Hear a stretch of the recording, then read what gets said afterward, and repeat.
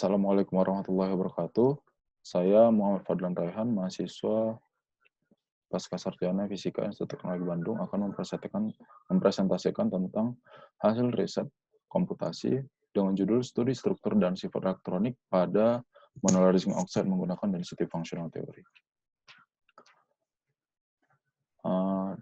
Kemudian outline yang akan saya presentasikan pada presentasi kali ini yaitu yang pertama, saya awali dengan pendahuluan, kemudian dilanjutkan dengan tujuan, metode penelitian, hasil dan pembahasan, dan saya akhiri nantinya dengan kesimpulan.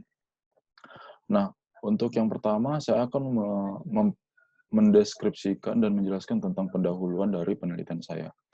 Nah, penelitian saya itu berbahan seng oksida atau zinc oxide.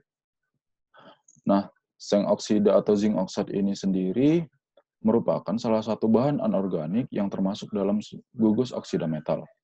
Nah, bahan ini merupakan bahan dengan sifat semikonduktor. Nah, kemudian bahan ini merupakan bahan yang non-toksik dengan direct band gap sebesar 3,37 elektron volt dan energi pengikat eksiton sebesar 60 mili-elektron volt. Nah, bahan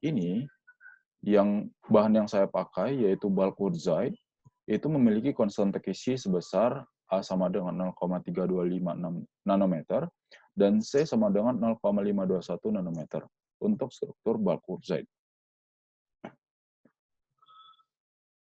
Nah, sebenarnya penelitian-penelitian dan penerapan dari aplikasi zinc oxide ini sendiri sudah banyak dilakukan.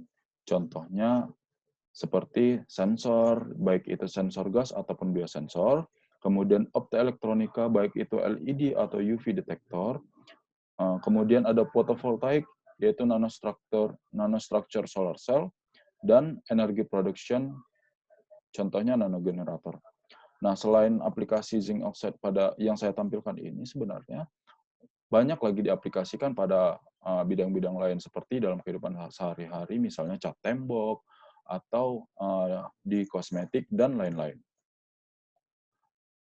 Nah, latar belakang saya melakukan penelitian pada bidang ini, yaitu yang pertama, variasi struktur nano diterapkan pada berbagai aplikasi, seperti nanowire, nanobelts, dan nanoring, dan banyak lagi struktur zinc oxide yang sudah diterapkan. Kemudian, ternyata pada faktanya, aktivitas Zn mampu menginduksi sifat ferromagnetis pada film tipis zinc oxide nanowire, tanpa perlu melakukan doping dengan atom logam transisi.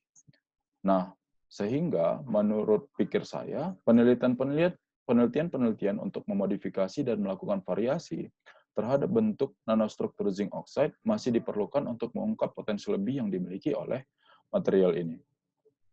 Nah, tujuan dari riset saya yaitu melakukan studi density functional theory atau DFT untuk melakukan analisis terhadap sifat elektronik dan struktur zinc oxide monolayer.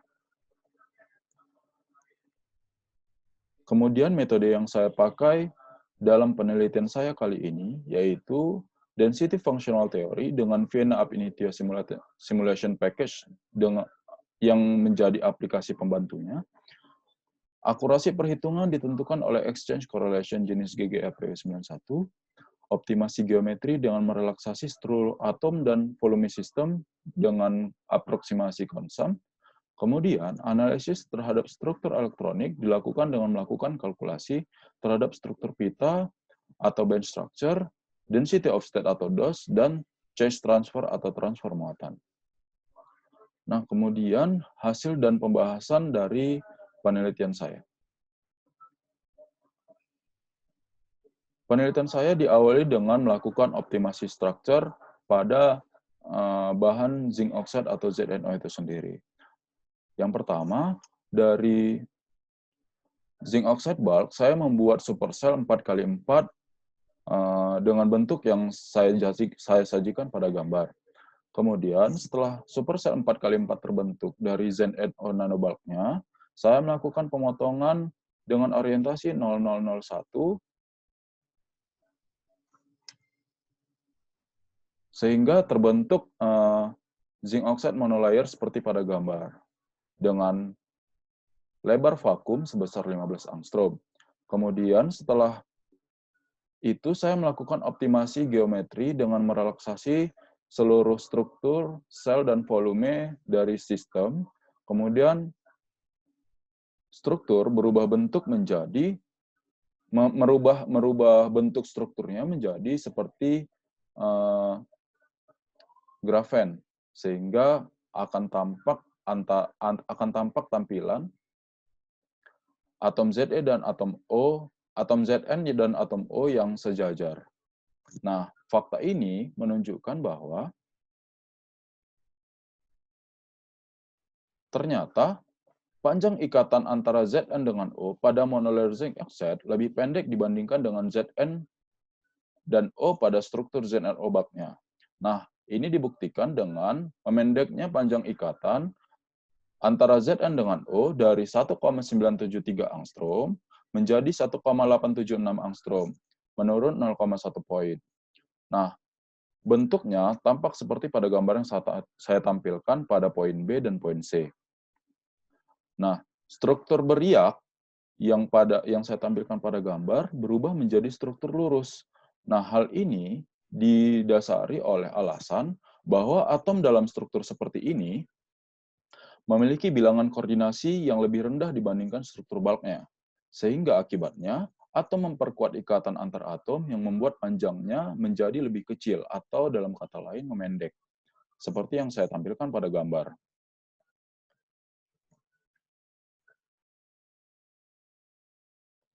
Kemudian, setelah dilakukan optimasi geometri, saya melakukan analisis terhadap density of state dari sistem.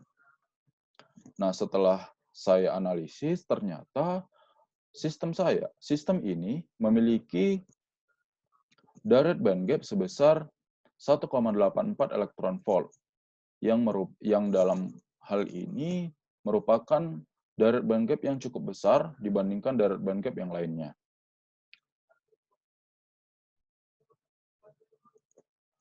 Dalam hasil analisis saya, bahwa material ini memiliki sifat material semikonduktor non-magnetik. Terbukti dari bentuk pita TDOS yang saya tampilkan, itu memiliki struktur yang simetris antara spin up dan spin down-nya. Hal ini menunjukkan bahwa material ini memiliki sifat simetris antara spin up dan spin down sehingga memiliki sifat non-magnetik.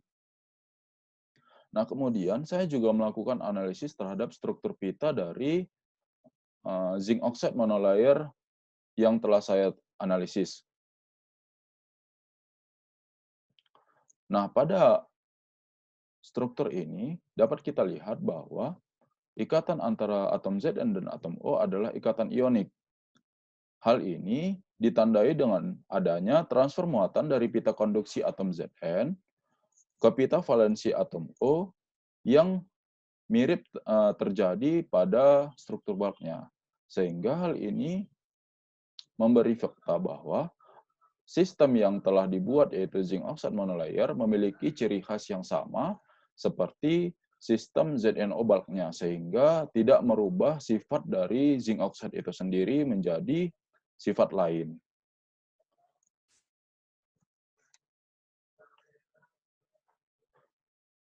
Nah, hasil band gap saya perbandingkan dengan zinc oxide dengan struktur-struktur lain, seperti woodside, zinc blende, nanowire, nanoribbon, dan monolayer yang merupakan topik pada riset kali ini.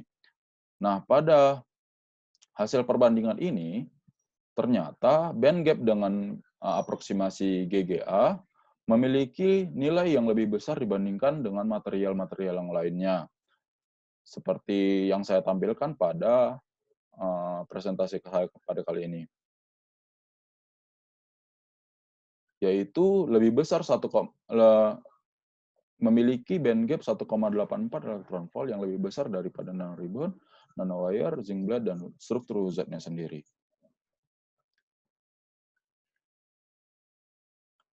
Nah, kesimpulan yang dapat diambil pada riset kali ini yaitu hasil perhitungan menunjukkan bahwa variasi struktur monolayer zinc oxide tidak hanya dapat memberikan alternatif untuk meningkatkan band gap, tetapi juga tidak mengubah karakteristik zinc oxide itu sendiri sebagai semikonduktor yang memiliki celah pita yang langsung.